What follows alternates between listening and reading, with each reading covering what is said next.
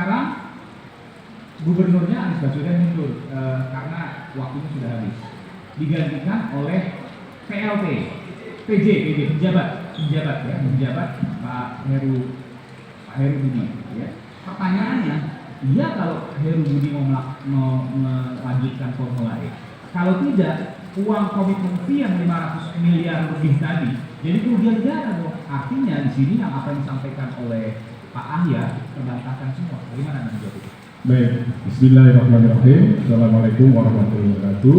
Terima kasih Mas Aiman, para narasumber yang saya hormati, teman-teman mahasiswa dan para wartawan, tokoh masyarakat, dari pengurus, yayasan dan hadir. Alhamdulillahirrahmanirrahim, sudah banyak kita mendengarkan teman-teman mahasiswa.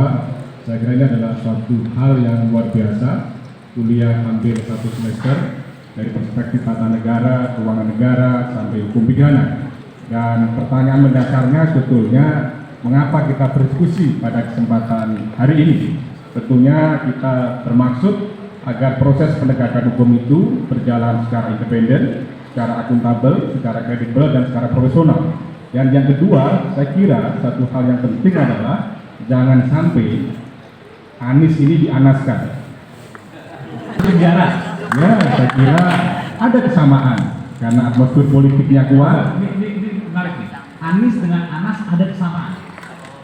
Suasananya sama menjelang politik waktu itu 2014. Kemudian yang kedua adalah sama-sama tokoh pimpinan nasional.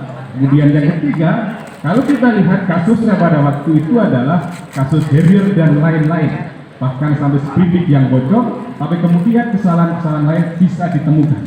Jadi ini hanya pintu masuk saja seandainya bisa masuk, yang kemudian bisa dikorek-korek yang lainnya. Jadi ini yang saya masukkan di sini. Ya, waktu itu Anda mengatakan juga bahwa Anas sempat digadang-gadang menjadi capres pada waktu itu pada tahun 2014. Ya, karena dia tokoh partai politik, ketua umum partai politik, memenang pemilu pada waktu itu, dan saya kira ya diperhitungkan pada waktu itu. Namun karena saya sebutkan juga karena kekuasaan mungkin pada waktu itu angin tidak berhembus kepadanya, lalu maka kemudian terjadilah kasus ini. Ya, karena memang ternyata hukum tidak berada dalam ruang hampa. Ada pesanan-pesanan politik, ada pesanan-pesanan ekonomi, dan itu yang harus kita jaga semuanya. Tapi kan ini saya harus sekarang agak serius nih. Ini kan bicara soal penguasa. Di pengadilan kan berbeda kekuasaan. Meskipun teorinya ya, meskipun prakteknya kita nggak tahu. Ya betul, tapi kan sekali lagi bahwa kekuatan-kekuatan politik itu sangat dominan dalam konteks penegakan hukum, tidak bisa dihindari. Kekuatan-kekuatan lain itu sudah begitu. Karena ya kalau kita lihat dari data-data fakta yang sekarang kita baca semuanya, secara terang benderang tidak ada unsur mensrea, tidak ada unsur melawan hukum, tidak ada unsur memperkaya diri orang lain, itu. Saya melihat tentang itu karena tadi untung negara maksudnya. Iya, dan konteks Anies ini tadi. Ya. Tetapi kemudian faktanya adalah sampai sekarang proses itu masih berjalan. Karena sudah jelas tidak ada peristiwa pidana, tidak cukup alat bukti, dan demi kepastian hukum tadi, mestinya perkara ini dihentikan. Perkara ini dalam konteks penyelidikan dihentikan, tidak kemudian malah mencari audit baru. Tadi katakan kalau sudah ada audit lagi, sama-sama jeruk makan jeruk lagi. Artinya tidak boleh dilakukan. Dan pada sisi yang lain mestinya, ini kan ada pengawasan internal. Apiknya gimana? Mestinya diperankan terlebih dahulu sebelum masuk pada proses pidana. Nah, kalau pertanyaan dari Mas Aiman yang berkaitan tadi itu yang utama, ini kan nanti 3 tahun ke depan. Tapi kemudian kenapa harus dibahas sekarang? Seolah-olah kemudian Ijon tadi, apakah ada unsur merugikan bank negara? Menjustifikasi unsur kerugian negara tidak bisa kita serta-merta asumsi tentang itu. Tetapi harus ada audit secara aktual, bukan potensial loss terhadap kerugian negara. Karena kerugian negara itu harus jelas, konkret, berdasarkan nilai buku, nilai faktual, tidak boleh asumsi. Jadi menurut saya kalau mengkonstruksikan seolah-olah membayar terlebih dahulu sebagai kerugian negara tanpa ada sebuah audit yang jelas dan kredibel, menurut saya tidak bisa seperti itu.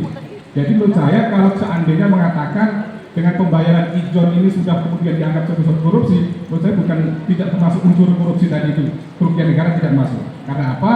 Karena proses akan masih berjalan, dan ini kalau tadi dikatakan dia akan dilaksanakan oleh PJ sekarang ini, tentunya bukan persoalan di situ, tetapi persoalannya apakah memang yang diterima tadi adalah sesuai haknya atau kemudian ada penyimpangan hukum. Ternyata tidak, berarti tidak bisa mempercayai orang lain. Kalau seandainya PJ tidak melanjutkan karena satu dan lain hal, maka itu bertanggung jawab PJ akan Bukan seperti itu konteksnya, tetapi yang saya maksudkan adalah persoalannya bukan soal dilaksanakan tidak dilaksanakan program ini, adalah persoalan bahwa yang diberikan kepada yang berhak baik itu apakah memang sudah sesuai mekanisme atau tidak. Karena memang sudah sesuai mekanisme, berarti dia mengandung unsur korupsi atau kemudian unsur memperkaya orang lain karena itu adalah yang bersangkutan. Ini tidak dibicara ke depan ya. Ya. Dibicara pada saat proses penganggaran pelaksanaannya, apakah ada fraudnya, apakah ada unsur-unsur yang janggal yang kemudian bisa dibuktikan sebagai mensreanya dan sebagainya. Ya. Jika tidak ada, maka selesai. Ya, saya kira memang unsur-unsur yang disampaikan Pak Hayat tadi itu kan kumulatif.